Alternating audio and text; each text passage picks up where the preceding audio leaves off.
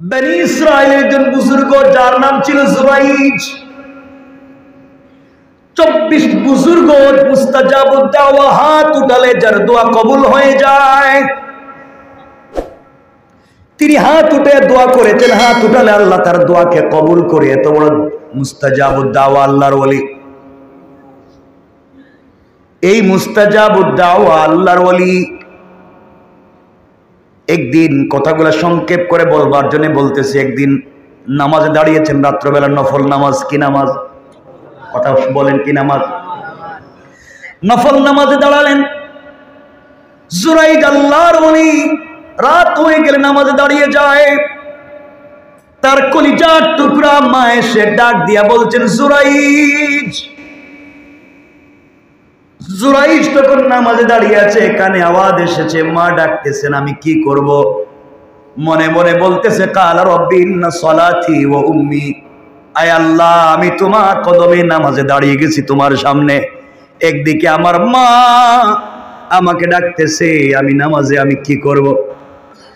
মা আবার এসে ডাক দিলেন, ও জুরাইজ। জুরাইজ আবার মনে মনে বলে, কালা রব্বি ইন্না সলাতি ওয়া উম্মি, আয় আল্লাহ, আমি নামাজি, আমার মা আমাকে ডাকে। আবার এসে মা ডাক দিয়ে বলছেন জুরাইজ। মা এসে দেখলেন সন্তান তখনও নামাজে। হাত উঠাইয়া বলতেছে, আল্লাহ, 3 বার সন্তান রে ডাকলাম, সন্তান নামাজে। মামি মা বড় কষ্ট পাইলাম, আমার ডাকে আমার সন্তান একটা বার সাড়া দিল না। আমি বদদুয়া করে দিলাম, ও যেন দুনিয়ায় বেইজ্জত না হইয়া না মরে, ও যেন জেনা না করে, ও জেনার অপবাদ না নিয়া না মরে। মা বদদুয়া করে দিলেন সন্তানের উপরে। আমি জানতে চাই, ছেলে খারাপ কাজে ছিল না ভালো কাজে? সবাই বলেন। ছেলেটা নামাজে ছিল, মা বদদুয়া করলেন। কথা হলো, তার বদদুয়া লাগবে কিনা? হাদিস হলো, মাসআলা হলো, ফতোয়া হলো, আপনি যদি ফরজ নামাজে না হইয়া নফল নামাজে হন, মা বাপের কেউ যদি আপনাকে ডাক দেয়, নফল নামাজ ভেঙ্গে দিয়ে মা বাপের ডাকে সাড়া দেওয়া আপনার উপরে ওয়াজিব। আল্লাহু আকবার। আল্লাহ বলতেন, বান্দা তোর বাপ ডাকছে, ভাঙ নামাজ, আমার নামাজ আবার পড়বে, কিছুক্ষণ পরে পড়বে, আগে মায়ের ডাকে যা, তোর বাপ ডাকছে, আগে যা, বাপের কথা শোন, নামাজটা পড়ে পড়। আল্লাহু আকবার বলেন না? রব কি সম্মান দিয়েছেন মা বাপকে। নামাজে থাকলে বলেন নামাজ ভাঙ। আপনি নফল রোজা রাখছেন, মা বলতেছেন, বাবা আমার মন চায় তোমার সাথে আজকে দুপুরে খাই। বাবা বলতেছেন, তোমার সাথে আমার খাইতে মন চায়। আপনি বললেন, না আমি না রোজা রাখছি। তুমি কত বড় পীরের ঘরের পীর, তুমি রোজা রাখছো, কিসের রোজা রাখছো? মা বলছেন খাও, আল্লাহর রাসূল বলছেন তোমার জন্য রোজা ভেঙ্গে মা বাপের সঙ্গে খেতে বসা তোমার উপরে ওয়াজিব। আল্লাহু আকবার বলেন। কি সম্মান দিলেন মা বাপকে, চিন্তা করেন তো। আপনাদের কষ্ট হচ্ছে নি? কর্তৃপক্ষ বলছেন আমি একটু দেরি করার জন্য। আপনাদের কষ্ট না হলে আমি কয়েক মিনিট বলতে পারি, কারণ আমার নির্ধারিত সময় আছে, আমার বলার টাইম অনেক উপরে এখনো বাকি আছে। কষ্ট হচ্ছে না তো? ঠিক আছে, প্লিজ। আমি ভালো লাগার জন্য বলতেছি না, আমরা আমল করব ইনশাআল্লাহ। না আল্লাহ, কথাগুলো শুনেন। মা বাবার কথা বলছে তো, আমি সংক্ষেপ করে বলে দিচ্ছি, আয়াতের সঙ্গে মিলাই আনি এসে। আমার বন্ধুগণ, কথাগুলো দিল দিয়ে শুনেন। জুরাইজ নামাজে ছিলেন, মা বদদুয়া করলেন। কিছুদিন পরে মা ইন্তেকাল করলেন। জুরাইজ এত বড় ইবাদত করে পুরা দেশের মধ্যে যার সম্মান আর সুনাম, তার জামানায় তার চাইতে বড় আলেম পৃথিবীতে আর নাই। কত বড় আলেম! তাকে এলাকার সকল মানুষ মিলে, মহব্বতের মানুষ, মুরিদিন মুহিব্বিন মিলে চমৎকার করে একটা ঘর বানিয়ে দিয়েছে। জঙ্গল এবং মাঠের মধ্যখানে একটা বাড়ি বানিয়ে দিয়েছে। মুরিদেরা মিলে, মহব্বতের ভালোবাসার মানুষ মিলে হুজুরে বানিয়ে দিছে। কারণ হুজুরের কাছে যখন দোয়ার জন্য যায়, হাত উঠালে দোয়া কবুল হয়ে যায়। এই জঙ্গলের পাশে একটা মেয়ে মানুষ, এই জঙ্গলের পাশে একটা রাখাল ছেলে বকরি চড়াতো, উট চড়াতো, গরু ছাগল চড়াতো, পশু পাখি পালতো। জুরাইজের ঘরের কাছে, ইবাদত খানার কাছে একটা মেয়ে ছিল, ওই মেয়ের বিয়ে হয় নাই। কি হয় নাই? কথা বলেন। ওই মেয়েটার এখন পর্যন্ত বিয়ে হয় নাই, কিন্তু কয়েকদিন পরে দেখা যায় মেয়েটা একটা বাচ্চা জন্ম দিছে। নাউজুবিল্লাহ বলেন। এগুলো তো খুব ট্রেন্ড, আমাদের সমাজে চলে আসে। বিয়ে শাদীর দরকার নেই, বাচ্চা থাকলেই হলো। আমি ওদিকে আলোচনা যাব না। সন্তান জন্ম হয়ে গেল, এলাকার মানুষ চিন্তা করে কি রে মেয়ের বিয়ে হয় নাই, সন্তান কোথায় পেল? মেয়েটা চিন্তা করছে সন্তানের বাপের পরিচয় দিলে কেউ আমাকে আস্ত রাখবে না, মেরে ফেলবে। একটা বড় গাছের নাম বলতে হবে, যেই গাছের উপর দিয়ে বাতাস চলে গেলে আমার উপরে লাগবে না। মেয়েটা বলতেছে, এই সন্তানের বাপকে তোমরা জিজ্ঞাসা করো, তোমরা যারা দুধ কলা দিয়ে পুষছো, তোমাদের পীর সাহেব, তোমাদের বড় হুজুর, যারা তোমরা ঘর বাড়ি বানাইয়া দিছো, যার খেদমতে সারাদিন বসে তা করে, এই জুরাইদ আমার সন্তানের বাপ। আসলে জুরাইদ স্বপ্নেও জানে না, পীরেরই তো খবর নাই। কিয়ামতের দিনে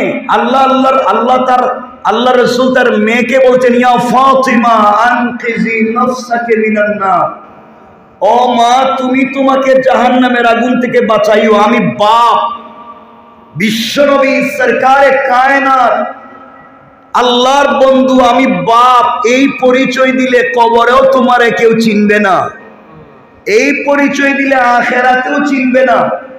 তাহলে আল্লাহ রাসূল যদি তার মেয়েকে বলেন, মা আমাকে আমার পরিচয় দিয়ে লাভ নাই, নিজে নিজের চরিত্র ঠিক করো, নিজে নিজের আদর্শ ঠিক করো।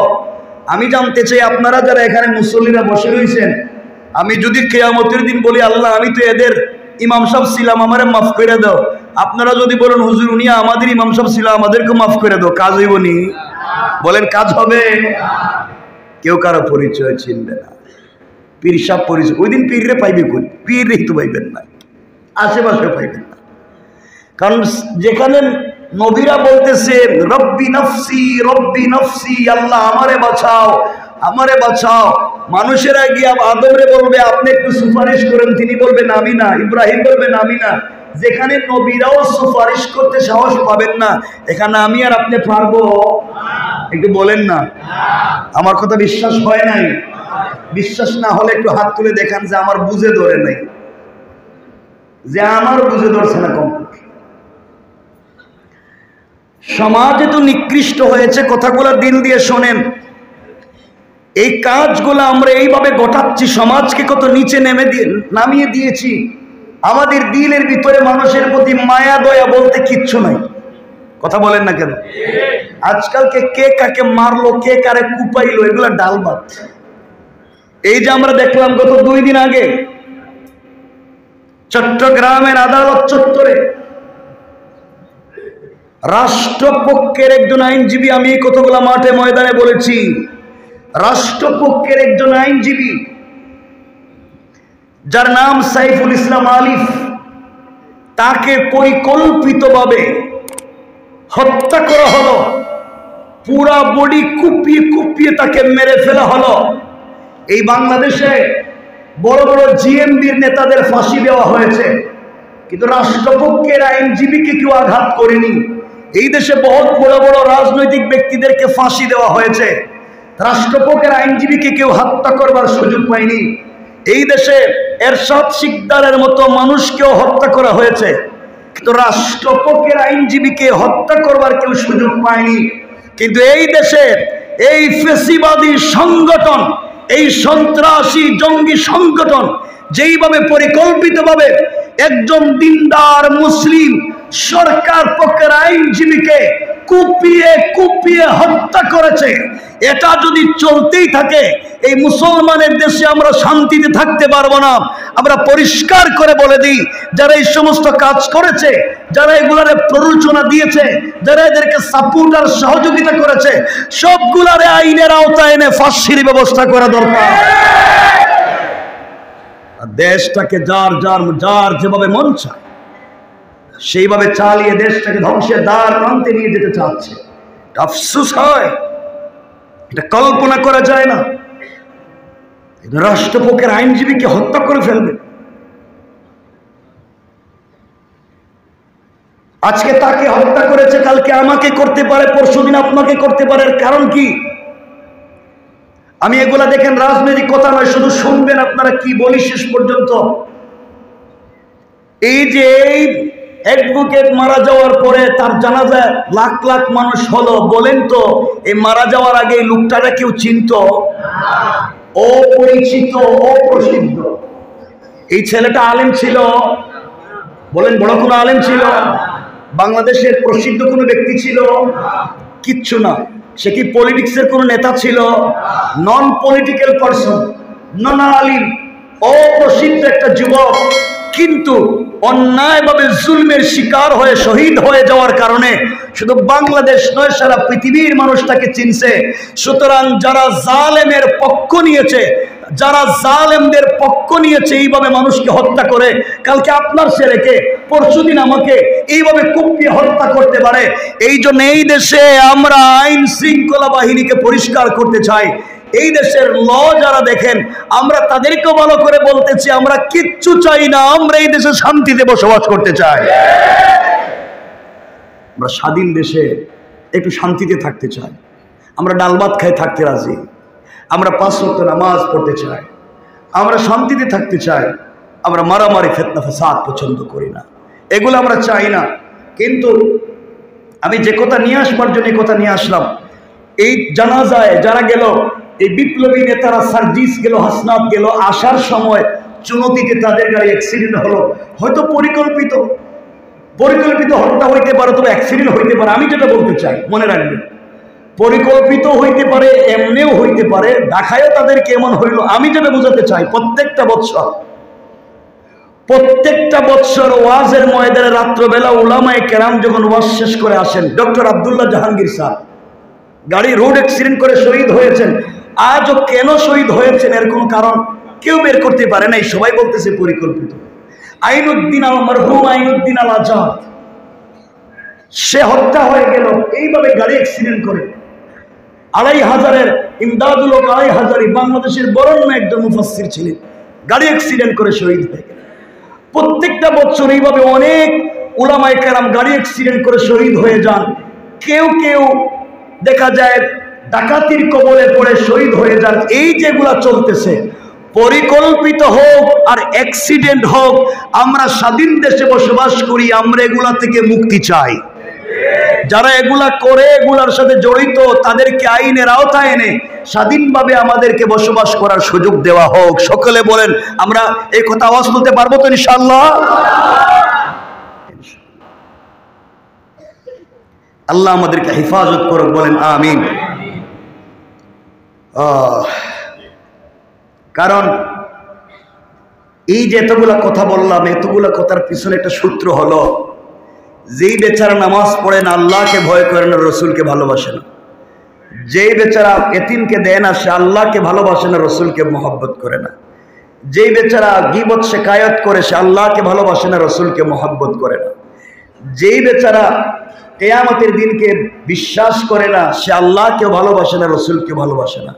সুতরাং জান্নাতে যেতে হলে এই ভালোবাসাটুকু লাগবে। লাগবে কি লাগবে না? আওয়াজ করে বলেন, লাগবে কি লাগবে না? লাগবে।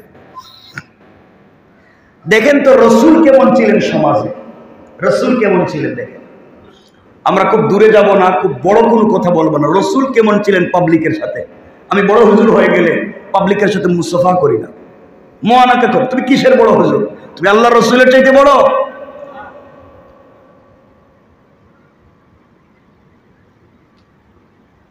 দেখেন তো আল্লাহ রসুল কেমন ছিল। রসুল পাক সাল্লাল্লাহু আলাইহি ওয়াসাল্লাম,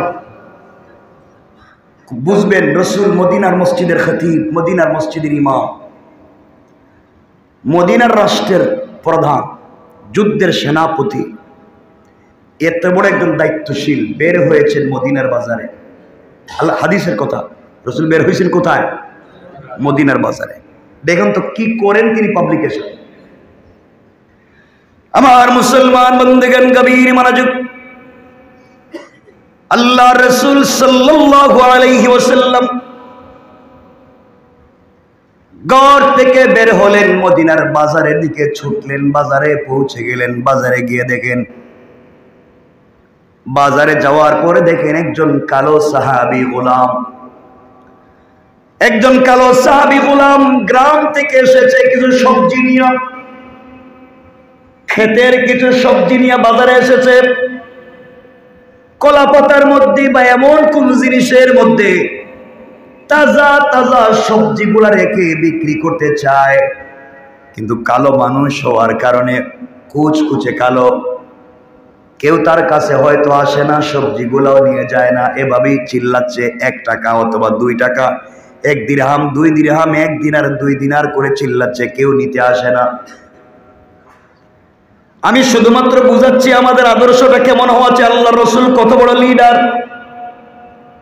আল্লাহ রসুল সাল্লাল্লাহু আলাইহি ওয়াসাল্লাম দেখলেন এই কালো সাহাবীর কাছে কেউ যায় না, কেউ তার কাছ থেকে নেয় না।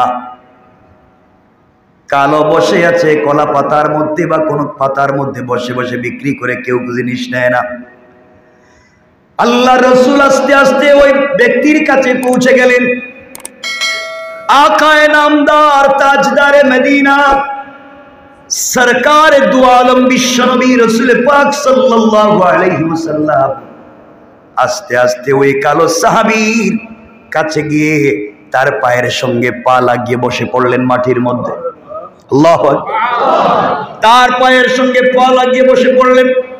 হাতটা ওই কালো গোলাম, কালো কৃতদাস সাহাবীর বগলের ভিতর দিকে ঢুকাই আল্লাহর রাসূল পিছন দিক থেকে 2টা হাত দিয়ে তাকে জড়িয়ে ধরলেন। জড়িয়ে ধরে বলছেন, ও মদিনার বাজারের মানুষেরা শোনো, আমার এক বন্ধু গ্রাম থেকে এসেছে, আমি শহরের বন্ধু, আমার গ্রামের বন্ধু। আল্লাহু আকবার বলেন। অথচ আল্লাহর রাসূলকে সে হয়তো কোনোদিন সরাসরি সামনাসামনি এভাবে ধরতে পারে নাই। আল্লাহ রসুল সাল্লাল্লাহু আলাইহি ওয়াসাল্লাম কোনদিন হয়তো তাকে এভাবে ধরেন নাই। দেখেন আমার রসুলের আদর্শ কেমন। জড়াইয়া ধরলেন আর বলেন, ও মদিনার মানুষেরা,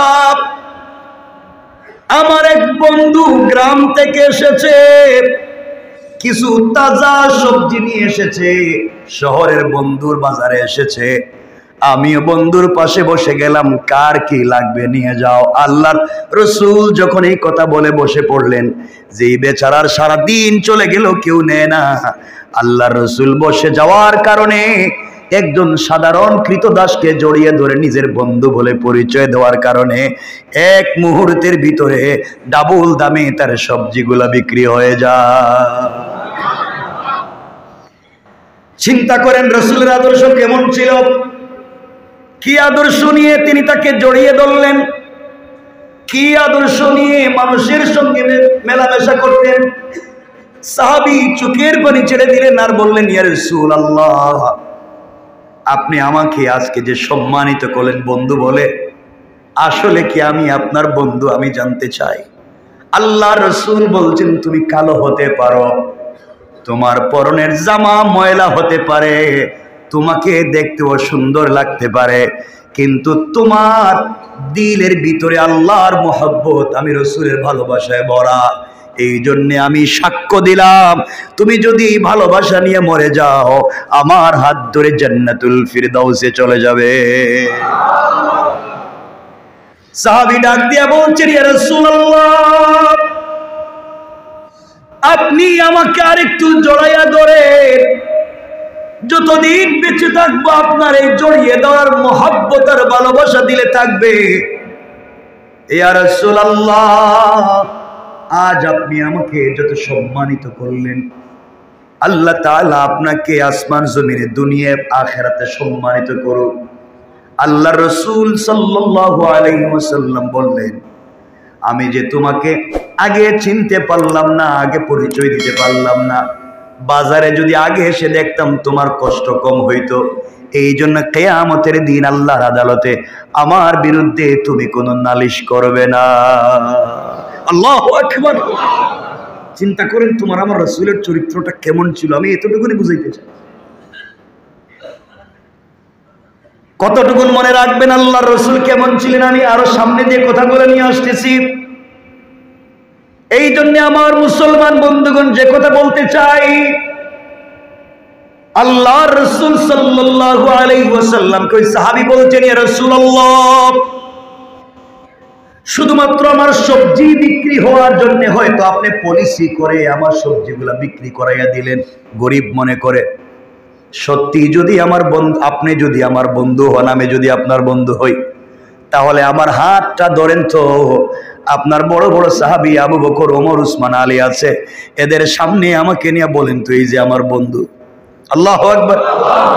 এদের সামনে কি বলবেন কেন আপনার বন্ধু তো আবু বকর, আপনার বন্ধু ওমর, এদের সামনে কি আমাকে বন্ধু বলবেন? আল্লাহর রাসূল সাল্লাল্লাহু আলাইহি ওয়াসাল্লাম কথাটা শুনলেন, তার কপালে চুম্বন করলেন, জড়িয়ে ধরলেন, হাত বগল তলায় নিয়া আমরা যেভাবে বন্ধুর হাত এদিকে ধরে ধরে এভাবে হাঁটি হেঁটে হেঁটে যাই, আল্লাহর রাসূল এই কালো কুচকুচে এই গোলাম কৃতদাসের হাতটা বগল তলায় ধরলেন, আর বাজারের এই মাথা থেকে এই মাথা পর্যন্ত যেতে লাগলেন, আর বললেন, শোনো মদিনার মানুষেরা, তোমরা দেখে যাও, আমার গ্রাম থেকে আমার বন্ধু এসেছে। এই যে আমার বন্ধু মদিনার বাজারে সবজি বিক্রি করতে আসে, আগামীতেও যদি আসে বন্ধুর চেহারা দেখে রাখো। আমার বন্ধু মনে করে তোমরা তার কাছ থেকে সবজি কিনে নিবা। আল্লাহ রাসূল কথাগুলো বলে চলে গেলেন। পুরা বাজারের মানুষ এই কুচকুচে কালো কৃতদাসকে জড়িয়ে ধরছে, তার কপালে চুম্বন করে তাকে বুকের সঙ্গে জড়ায়। ও তো আশ্চর্য হয়ে গেছে, ব্যাপার কি, আমি যে গোলাম, আমার কোনো সম্মান নাই, তোমরা আমাকে জড়িয়ে ধরো কেন, আমাকে এত ভালোবাসো কেন? মানুষেরা ডাক দিয়ে বলতে লাগলেন, বড় বড় সাহাবীরা বলতে লাগলেন, ভাইরে, আমরা রাসূলের সঙ্গে থাকি, রাসূল এইভাবে কোনোদিন ডাইকা ডাইকা পাবলিক রে বলে নাই যে আমার বন্ধু। আল্লাহর রাসূল তোমাকে এত বড় পরিচয় দুনিয়ায় দিয়েছে, বন্ধু বলে পরিচয় দিয়েছে, কিয়ামতের দিনে তুমিও আমাদের কাউকে ভুলে যাইও না। আল্লাহু আকবার। তুমি আল্লাহর রাসূলের বন্ধু, এটা স্বীকৃত, আল্লাহর রাসূল নিজে ঘোষণা করছেন। এর চাইতে বড় বরকত হতে পারে না। তুমি আমাদের জন্য দোয়া করো। যুবকটা সিজদায় পড়ে গেল, চোখের পানি ছেড়ে বলছে, আল্লাহ, এমন একজনকে আখিরি জামানার পয়গম্বর বানাইছো, এমন একজন আজ আমাকে বন্ধু বলে পরিচয় দিয়েছেন। আল্লাহ, আমার জীবনে আর কিছু চাই না, তোমার কাছে খেয়ে না খেয়ে জীবন কাটাইয়া দিতে পারি, কিন্তু আল্লাহর রাসূল যেই মহব্বতের কথা বললেন, ওই মহব্বত নিয়ে যেন আমি কবরে যেতে পারি। কোন সুবহানাল্লাহ। আমি শুধু এই কথাটাই বুঝাতে চাই, আল্লাহ রাসূল কেমন ছিল আমাকে বলেন তো। রাসূল যদি সাধারণ মানুষকে বন্ধু বলে পরিচয় দিয়ে বুকে জড়িয়ে ধরতে পারেন, কি ঘামের দুর্গন্ধ, গ্রাম থেকে এসেছে, ময়লায় ভরা, রাস্তায় মাটিতে বসে কলা পাতায় সবজি বিক্রি করে, এর মধ্যে কালো গোলাম তো কৃতদাস, তাকে বন্ধু বলে পরিচয় দিচ্ছেন। আর আজকে এই সোসাইটি, এই ঢাকা সোসাইটি, অনেক সন্তানেরা পড়ালেখা করে এসপিডিসি হয়, শিক্ষিত হয়, কিন্তু বড় চেয়ারে বসার পরে তার কৃষক বাবাকে পরিচয় দিতে চায় না। ঠিক কিনা বলেন? আফসোস এই জায়গায়, তার নিজের বাবাকে পরিচয় দিতে চায় না, গরিব মাকে পরিচয় দিতে চায় না। বাবা গ্রাম থেকে কষ্ট করে সন্তানের অফিসের সামনে রাত দিন দাঁড়িয়ে সন্তান দেখতেছে সিসিটিভিতে তার বাপ, কিন্তু পরিচয় দিতে চায় না, কারণ বাপ লুঙ্গি পরে আসছে, আমার চেয়ারে কেমনে বসবে? তবে গোলাম বাপ বাপই হয়। আল্লাহর পরে এই পৃথিবীতে যার মর্যাদা, সে মার বাপ। আল্লাহর পরে যদি কাউকে ইহসান করতে হয়, মার বাপ। আল্লাহর পরে যদি কারো শুকরিয়া আদায় করতে হয়, মার বাপ। আমি বলছি, কোরআনে আল্লাহ বলছেন, ওয়াবিল ওয়ালিদাইনি ইহসানা, আমাকে রব মানলে ইহসান করতে হবে মা বাপের। আমার যদি শুকরিয়া আদায় করো, শুকরিয়া আদায় করতে হবে মা বাপের। আনিশকুরলি ওয়ালি ওয়ালিদাইয়া, আমার শুকরিয়া আদায় করলে করো মা বাপের। কিন্তু আফসোস হয় এই সোসাইটির অনেক সন্তানেরা তাদের শ্বশুরকে, তাদের শাশুড়িকে যে সম্মান করে, যে গিফট দেয়, তার 100 বার 1 ভাগ নিজের মা বাপকে সম্মান করে না। কত নিচে নেমে গেছি আমরা। কিসের তোমার সালাত, কিসের তোমার জান্নাত? কি হয়ে গেলাম আমরা? অনেক সন্তানেরা আছে, আপনি খবর না, আপনাদের মসজিদের ইমাম আছেন, খাদেম আছেন, মুয়াজ্জিন আছেন, উলামায়ে কেরাম আছেন। আপনারা পুরো বাংলাদেশে একটা সার্ভে করেন, একটা মসজিদের ইমাম, মুয়াজ্জিন, খাদেম, মাদ্রাসার শিক্ষক, রিকশাওয়ালা, তার মা বাপকে আপনারা বৃদ্ধাশ্রমে পাবেন না। কথা বলেন, পাবেন? বৃদ্ধাশ্রমে গিয়া পাবেন পয়সাওয়ালার মা, সারা জীবন সার্ভিস দিয়েছে, টাকাওয়ালার বাপ সব সন্তানকে দিয়েছে, আজকে বৃদ্ধাশ্রমে দুঃখে দুঃখে মরে। এর অর্থ হলে সন্তানকে দুনিয়ার শিক্ষা শিক্ষিত করেছেন, আল্লাহর পরিচয় দেওয়াইতে পারেন নাই, রাসূলের মহব্বত দিলে দুখাতে পারেন নাই, এই জন্য শয়তান পয়সাওয়ালা হয়েছে, আদৌ সে মানুষ হয়ে উঠতে পারে নাই।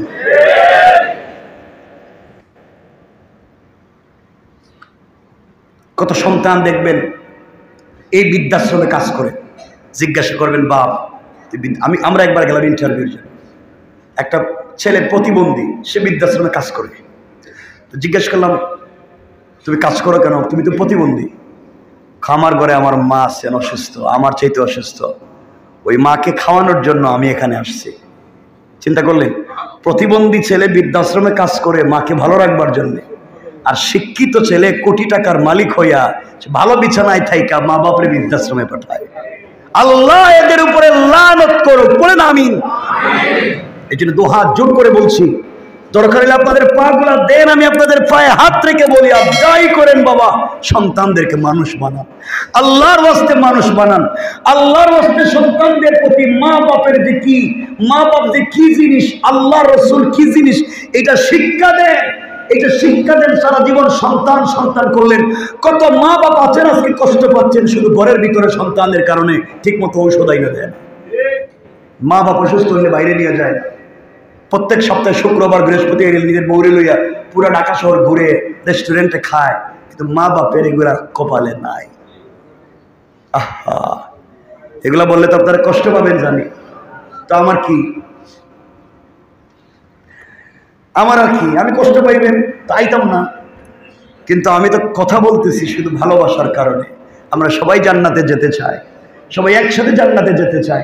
কোন বিবেকে তুমি মা বাপকে কষ্ট দাও? কোন বিবেকে মা বাপকে কষ্ট দাও? এই বাপ, আমরা হাদিস এই দেখেনি, কথা আরেকদিকে চলে গেলে আমার মূল আলোচনা চলবে না। এই বাপ, আমরা বলি কোরআনে হাদিসে রাসূল বলছেন মায়ের অধিকার কয়টা? কয়টা? কিন্তু বাপের অধিকার বলছেন একটা। আরে তুমি তো হাদিসের অর্থই বুঝো নাই, হাদিসের অর্থ বুঝো নাই। আল্লাহ বাপের কি অধিকার দিবেন? মা পেটে রাখছেন সন্তানকে 10 মাস 10 দিন, আর এই সন্তানকে পুরা মৃত্যু পর্যন্ত বাপ পিঠে রেখে রেখে বড় করেছে। বাপ সারাদিন গাধার মতো কাজ করে নিজে না খেয়ে সন্তানরে খাওয়ায়।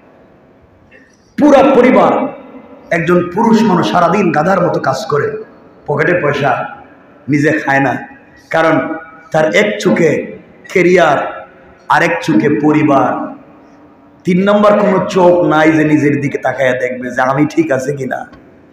সে নিজের দিকে তাকায় না, আমার ঘরে না আমার সন্তান আছে, আমার মা বাপ আছে, এই করতে করতে পরিবার পরিবার পরিবার পরিবার পুরা জিন্দগি শেষ করে দিল, নিজের দিকে তাকাবার সময় পাই না।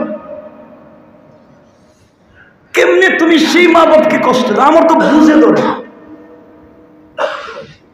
যুবকেরা, তোদেরকে বলছি আমার মতো হতভাগা হয় না।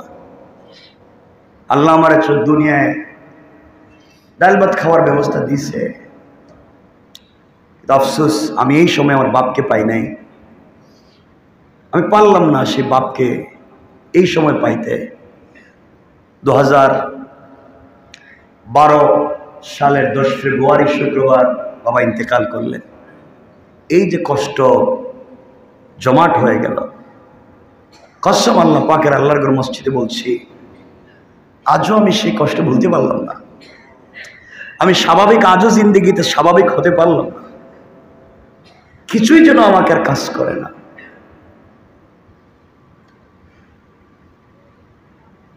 এই জন্য আল্লাহর ওয়াস্তে জীবনে যদি কিছু হইতে চাও, জীবনে যদি ইজ্জতের মালিক হইতে চাও, মা বাপকে ইজ্জত করো।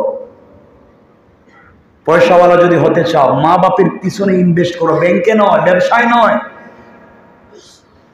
কিন্তু আমার কষ্ট হয় বন্ধুদের দিকে নিয়ে আড্ডা দিতে, পদ্মায় গিয়া ইলিশ খাইতে 20,000 30,000 খরচ করে, হিসাব করে না, আর মাকে পয়সা দিতে হিসাব করে।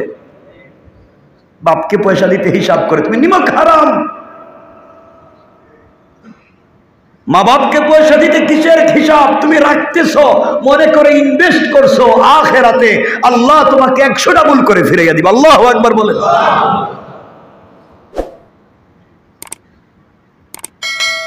কেন বাবা এগুলো করো?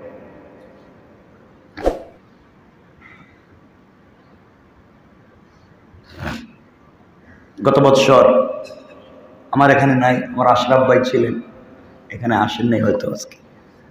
গত বছর এই দুলাইখাল, ওই যে এখন যে ময়লা যেখানে দেয় ফেলে, এই যে আপনাদের এখানে আসার সময় এই যে ময়লা যেখানে, এই কর্নারে ফজরের নামাজ পড়ে আমরা বাইরে একটা ব্যাগ, একটা বস্তা নড়ে নড়ে, ফজর করে হয়তো অনেকেই সাক্ষী হয়েছেন, দেখেছেন, হয়তো অনেকেই দেখেছো না তোমরা? আমরা ব্যাগ খুলে দেখি একজন মহিলা জীবিত, ব্যাগের ভিতরে কথা বলতে পারতেছেন না, কাঁপতেছেন, ভালো দেখতেও সুন্দর কাপড়, মুরব্বী বৃদ্ধা। আমরা জানতে চাইলাম আপনি এখানে কেমনে? উনি বলতে চায় না, উনি শুধু বলতে চায় যে কোনো ঔষধ আছে কি আমাকে খাওয়াইয়া তোমরা মাইরে ফেলাও। খুব স্বাভাবিক কথা বলতেছে। উনি বললেন, লম্বা কথা, উনি বললেন আমার ছেলে আমার মেয়ে আমাকে, আমার ছেলে তার শ্বশুর বাড়িতে নিয়ে যাওয়ার কথা বলে দামি গাড়িতে উঠাইয়া ঢাকা শহর ঘুরাইয়া 1 বোতল পানি হাতে ধরাইয়া দেয়া মাওয়ার দিকে নিয়ে গিয়ে আমার ব্যাগে বস্তার ভিতরে ঢুকাইয়া কোথায় ফেলে গেছে আমি আর জানি না। আমার অপরাধ ছিল, আমি শুধু বলছিলাম বাবা তোমরা আমার বৃদ্ধাশ্রমে দিও না, আমি তোরে পেটে রাখছি, আমি তোর সাথে থাকতে চাই। আমার অপরাধ ছিল, আমি সন্তানের সাথে থাকতে চাই, এই কথা বল। আমি তার কাছে কিছু চাই নাই, খাবার চাই নাই। আমি বলছি আমি তোর মা, আমি তোর সাথে থাকতে চাই, আমি তোরে পেটে রাখছি। এই অপরাধে আমাকে ফেলে দিয়ে গিয়েছে, আমাকে তোমরা মেরে ফেলো, আমার সন্তান আজ আমাকে চিনল না, এই পৃথিবী আমি বেঁচে থেকে লাভ কি? কেমন জানি আজকে আমরা হয়ে গিয়েছি। এই জন্য আল্লাহর ওয়াস্তে মা বাপকে কষ্ট দিন। আমার জীবনে জানা কত ঘটনা আছে, এগুলো বললে তো আপনারা কষ্ট পাবেন। এই ঢাকা শহরে মা বাপের সঙ্গে কত খারাপ আছে। এমনও সন্তান আছে এই ঢাকা শহরে মাকে 2 তলা থেকে লাত্তি দিয়ে নিস্তারে ফেলায় দিচ্ছে। ডাক্তারের কাছে নিয়ে গিয়ে বলছে ডাক্তার যত পয়সা লাগে আমি দিব, ইঞ্জেকশন দিয়া বাপকে মাইরা ফেলা, আর ভালো লাগে না। অত সন্তান পড়ালেখা করলো কেমনে, বড় হইলো কেমনে? সবই তো মায়ের কারণে, সবই তো বাপের কারণে। এই জন্য আল্লাহর ওয়াস্তে মা বাপকে কষ্ট দিও না। দুনিয়ায় যদি কে কুচি পেতে চাও মা বাপকে কষ্ট দিও না। এমন সন্তান আছে তার স্ত্রীর কথা শুনে মাকে রাত্রবেলা, বাপকে রাত্রবেলা বালিশ চাপা দিয়ে হত্যা করে, মা মারা গিয়েছে, কেউ মেরে ফেলতে ডাকাতি হয়েছে বলে বলে চালিয়ে দেয়। ঠিক কিনা বলেন? কেমন জানি হয়। আল্লাহ আমাদের সবাইকে হেফাজত করুক, বলেন আমিন। আমার কথা কি শুনতে পাচ্ছেন আপনারা? জোরে বলেন আমিন, আরো জোরে বলেন আমিন। অথচ আপনারা ভালো করেই জানেন, কথাটা আপনাদের জানা কথা, 1 মিনিটে বলে দিই। আপনি যত বড় বুজুর্গ হন না কেন, আপনি যা কিছু হন না কেন, মা বাপ যদি আপনার জন্য দোয়া করে দেয়, মা বাপ যদি আপনাকে বদদোয়া করে দেয়, আপনি জাহান্নামে যাবেন, দুনিয়ায় বেইজ্জত হবেন। আপনি যদি ইন্তেকালের আগে দুনিয়ায় কোনোদিন বেইজ্জত হন, শুধু পিছনে খুঁজবেন কোন দিন মা বাপের সঙ্গে খারাপ আচরণ করছেন। আমি আপনাদেরকে সূত্র বলে দিলাম গণিতের মতো, যদি দুনিয়ায় চলার পথে আপনি বেইজ্জত হন, পিছনে খুঁজবেন কোন দিন মা বাপের সঙ্গে অন্যায় আচরণ করছেন। আমি 1 মিনিট করে আপনাদেরকে 2টা ঘটনার দিকে নিয়ে সংক্ষেপ করতে চাই। কথা যেহেতু মনে হয়ে গেল, বনি ইসরাইলের একজন বুজুর্গ যার নাম ছিল জুরাইজ, 24 বুজুর্গ মুস্তাজাবুদ দাওয়া, হাত উঠালে যার দোয়া কবুল হয়ে যায়। তিনি হাত উঠে দোয়া করেছেন, হাত উঠালে আল্লাহ তার দোয়াকে কবুল করে। এত বড় মুস্তাজাবুদ দাওয়া আল্লাহর ওলি। এই মুস্তাজাবুদ দাওয়া আল্লাহর ওলি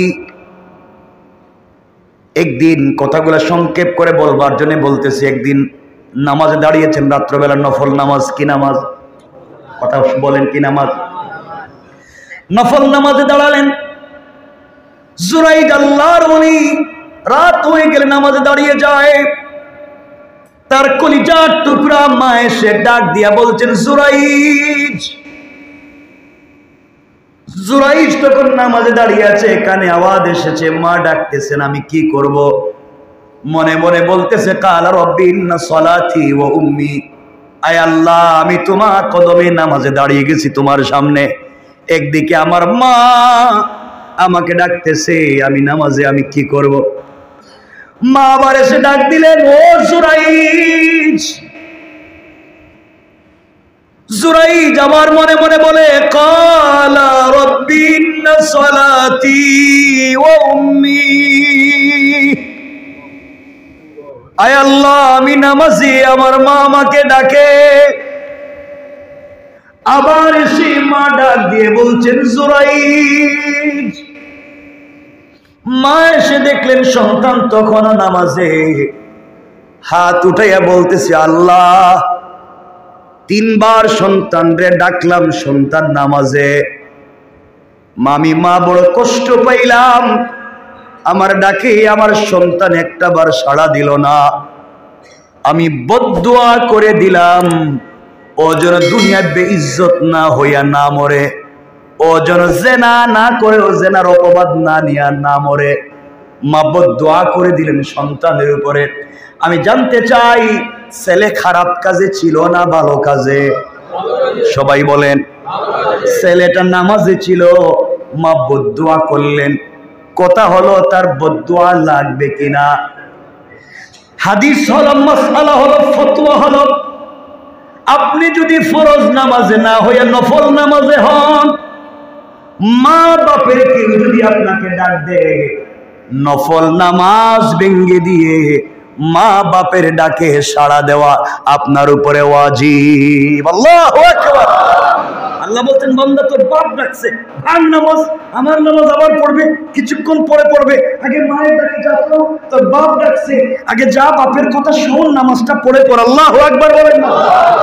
রব কি সম্মান দিয়েছেন মা বাপকে। নামাজে থাকলে বলেন নামাজ ভাঙ।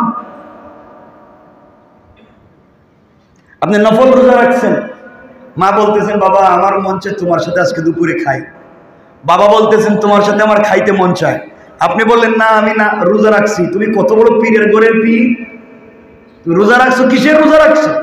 মা বলছেন খাও, আল্লাহর রাসূল বলছেন তোমার জন্য রোজা ভেঙ্গে মা বাপের সঙ্গে খেতে বসা তোমার উপরে ওয়াজিব।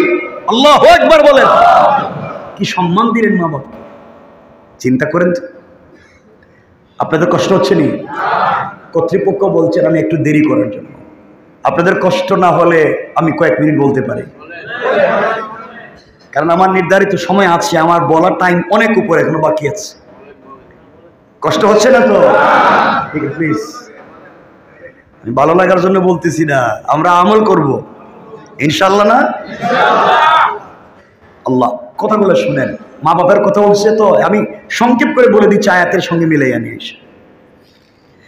আমার বন্ধুগণ, কথাগুলো দিল দিয়ে শুনেন। জুরাইজ নামাজে ছিলেন, মা বদদুয়া করলেন, কিছুদিন পরে মা ইন্তেকাল করলেন। জুরাইজ এত বড় ইবাদত করে পুরো দেশের মধ্যে যার সম্মান আর সুনাম, তার জামানায় তার চাইতে বড় আলেম পৃথিবীতে আর নাই। কত বড় আলেম! তাকে এলাকার সকল মানুষ মিলে, মহব্বতের মানুষ, মুরিদিন মুহিব্বিন মিলে চমৎকার করে একটা ঘর বানিয়ে দিয়েছে, জঙ্গল এবং মাঠের মধ্যখানে একটা বাড়ি বানিয়ে দিয়েছে। মুরিদেরা মিলে, মহব্বতের ভালোবাসার মানুষ মিলে হুজুরে বানিয়ে দিছে। কারণ হুজুরের কাছে যখন দোয়ার জন্য যায়, হাত উঠালে দোয়া কবুল হয়ে যায়। এই জঙ্গলের পাশে একটা মেয়ে মানুষ, এই জঙ্গলের পাশে একটা রাখাল ছেলে বকরি চড়াতো, উট চড়াতো, গরু ছাগল চড়াতো, পশু পাখি পালতো। জুরাইজের ঘরের কাছে, ইবাদত খানার কাছে একটা মেয়ে ছিল, ওই মেয়ের বিয়ে হয় নাই। কি হয় নাই? কথা বলেন। ওই মেয়েটার এখন পর্যন্ত বিয়ে হয় নাই, কিন্তু কয়েকদিন পরে দেখা যায় মেয়েটা একটা বাচ্চা জন্ম দিছে। নাউজুবিল্লাহ বলেন। এগুলো তো এখন ট্রেন্ড, আমাদের সমাজে চলে আসছে। বিয়ে শাদীর দরকার নেই, বাচ্চা থাকলেই হলো। আমি ওদিকে আলোচনা যাব না। সন্তান জন্ম হয়ে গেলে এলাকার মানুষ চিন্তা করে, কি রে মেয়ের বিয়ে হয় নাই, সন্তান কোথায় পেল? মেয়েটা চিন্তা করছে সন্তানের বাপের পরিচয় দিলে কেউ আমাকে আস্ত রাখবে না, মেরে ফেলবে। একটা বড় গাছের নাম বলতে হবে, যেই গাছের উপর দিয়ে বাতাস চলে গেলে আমার উপরে লাগবে না।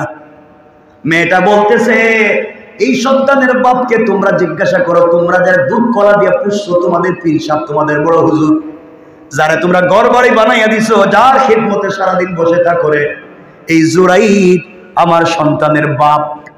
আসলে জুরাইদ স্বপ্নেও জানে না এই কথা। যেই কথা সেই কাজ। এলাকার মানুষ হচ্ছে জুরাইদকে বলছে, হুজুর, পীর সাহেব, আপনি আমাদের এলাকার সম্মানিত মানুষ, আপনি কি করলেন? আপনি এইভাবে একটা মেয়েকে বিয়ে না করে জেনা করলেন। তিনি আল্লাহর নামের কসম করে বলছেন, আমি এই কাজগুলো করি নাই। কিন্তু কে শুনে কার কথা? মেয়েটা তো সত্যি বলে দিয়েছে। সংক্ষেপ করে বলি, এই কথার কারণে মানুষ জুরাইদের হাত পায়ে দড়ি লাগাইয়া রাস্তার ভিতরে টানে, ঝাড়ু দিয়া পিটায়। এতদিন পর্যন্ত যাকে মাথার উপরে নিয়ে সম্মান দিছে, এই মানুষগুলাই তাকে বেইজ্জত করে রাস্তা দিয়ে হাঁটায়। লাঞ্ছনার একবার নিম্ন পর্যায়ে পৌঁছে গিয়েছে। জুরাইদের শরীর থেকে চামড়া ফেটে ফিনকি দিয়ে রক্ত পড়ে যায়। জুরাইদ মুস্কি মুস্কি হাসে আর পড়ে আলহামদুলিল্লাহ। পাবলিক চিন্তায় পড়ে গিয়েছে, এত আঘাত করলাম, নির্যাতন করলাম, হাসে কেন? হাসে কেন জানতে চাই। সবাই কয়েকদিন নির্যাতন করে অসুস্থ হয়ে গিয়েছেন, থামায়া দিলেন। কয়েকদিন পরে জিজ্ঞাসা করে, হুজুর, এত নির্যাতন করলাম, মারলাম, আলহামদুলিল্লাহ বলেন কেন? জানতে চাই। জুরাইদ বলে, তাহলে শোনো, এই সন্তানের বাপকে, তাকে তোমরা জিজ্ঞাসা করো, সন্তানকে জিজ্ঞাসা করো, ওই কথা বলবে। এলাকার পাবলিক বলছে, হুজুর, সন্তানের বয়স তো মাত্র 3-4 দিন, কমনে কথা বলবে? জুরাইদ আবার সিজদায় পড়ে আল্লাহকে ডাক দিয়া বলছে, আল্লাহ, জীবনে অপরাধ করেছি, গুনাহ করেছি, অনেক করেছি, এটা সত্য, কিন্তু তুমি যে আমার রব, এটাও সত্য। আল্লাহ, আমি কি অপরাধ করছি আমি জানি, যে জন্য আজকে আমার এই শাস্তি। কিন্তু আল্লাহ, বেইজ্জত হয়ে গেলাম, এবার সত্যটা বাইর করে দাও। যুবক বলতেছে, এলাকার মানুষেরা, বাচ্চাটার জিজ্ঞাসা করো তার বাপকে। এলাকার সকল মানুষ মিলে ছোট্ট বাচ্চারে জিজ্ঞাসা করে, 3-4-5 দিনের বাচ্চা, বলো তোমার বাপকে। এমন সময় আমার আল্লাহ এই ছোট্ট বাচ্চার জবান খুলে দিয়েছে। ছোট্ট বাচ্চা চিৎকার করে বলছে, এলাকার মানুষেরা, আমার বাবা জুরাইদ না, আমার বাবা আল্লাহওয়ালা বুজুর্গ না। এই বুজুর্গ যেই বাড়িতে থাকে তার পাশে একটা মাঠ আছে। এই মাঠে একজন ছাগল রাখাল আছে, বকরি রাখাল আছে। ওই রাখাল আমার মায়ের সঙ্গে জেনা করছে, ও আমার বাপ। এই আল্লাহর ওলি আমার বাপ না। সবাই হাওমাও করে কাঁদতেছে, পীর সাহেবের কাছে কান্না করে। তিনি বলেন, আমার কাছে কান্না করে লাভ নাই, তোমাদের কোনো দোষ নাই, দোষ আমার। হুজুর, আপনি কিছু না করে আজকে এত বড় লাঞ্ছিত হয়ে গেলেন, চলার পথে আমরাও লাঞ্ছিত হয়ে যাই কিছু না করে।